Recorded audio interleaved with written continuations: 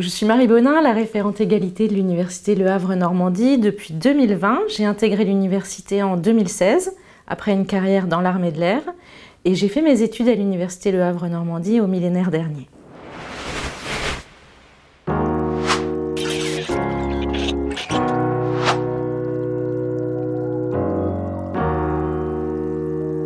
En tant que référente égalité, je suis la stratégie qui a été développée au sein du plan d'action pluriannuel pour l'égalité professionnelle. Je propose des actions de sensibilisation, d'information et de formation à destination des personnels et des étudiants de l'université.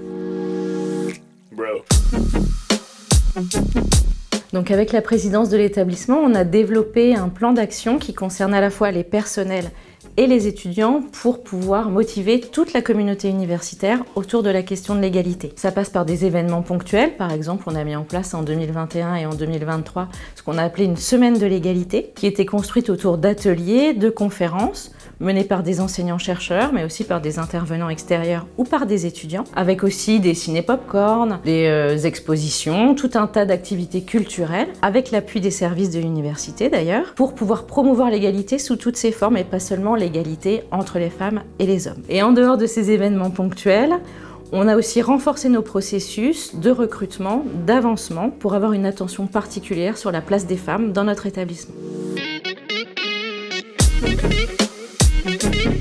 Alors pour moi, les enjeux, ils sont de deux ordres.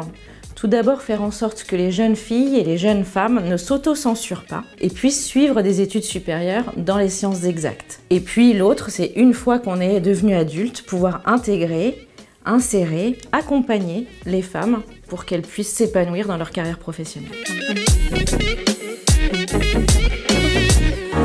En ce qui concerne la recherche, on retrouve la thématique de l'égalité de genre et de l'égalité en général dans les travaux de recherche de nombreux enseignants-chercheurs de l'université, notamment dans les laboratoires de sciences humaines et sociales. Et ce qui est intéressant, c'est de réussir à construire des ponts entre sciences humaines et sociales et sciences exactes sur ces domaines, en essayant de les intégrer aux axes du campus polytechnique des territoires maritimes et portuaires. En ce qui concerne ensuite la pédagogie, alors il y a plusieurs aspects. On peut au moins parler du MOOC qui s'appelle « Violences sexuelles et sexistes Stop ».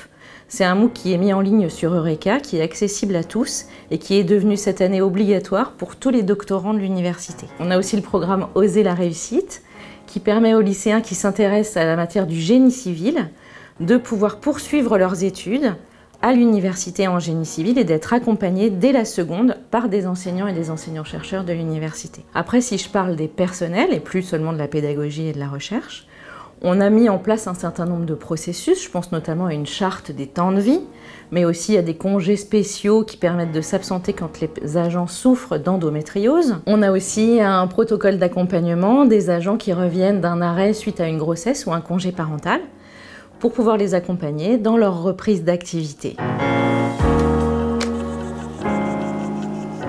Pour cette année, là, à l'occasion du 8 mars, on va diffuser ce qu'on a appelé le guide de bonne pratique pour une communication égalitaire, en considérant que la communication est un vecteur d'égalité et en permettant à la communauté universitaire, personnel et enseignant de se rendre compte qu'au quotidien, finalement, on fait de la communication égalitaire à partir du moment où on utilise certes le point médian, mais il y a aussi tout un tas d'autres façons de faire de la communication égalitaire, en utilisant des termes épicènes ou en parlant tout simplement de communauté. Ensuite, il y a un autre projet dont la communauté universitaire a déjà entendu parler et qui est plutôt porté par la vice-présidente étudiante, Caroline, et qui concerne les étudiantes qui souffrent de dysménorrhée. Donc là, on est parti du principe qu'une étudiante qui a des règles douloureuses bénéficie d'une autorisation spéciale d'absence pour les cours, pour les examens, pour le contrôle continu.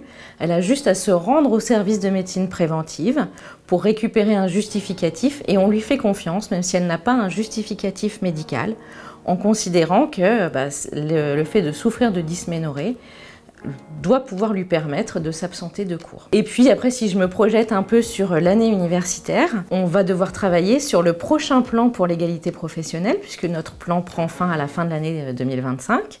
Donc là, on est déjà en train de réfléchir aux nouvelles actions qui vont être mises en place, en s'appuyant notamment sur un maillage plus serré de référents égalité, qu'on va appeler des correspondants égalité dans nos structures, que ce soit les composantes ou les laboratoires.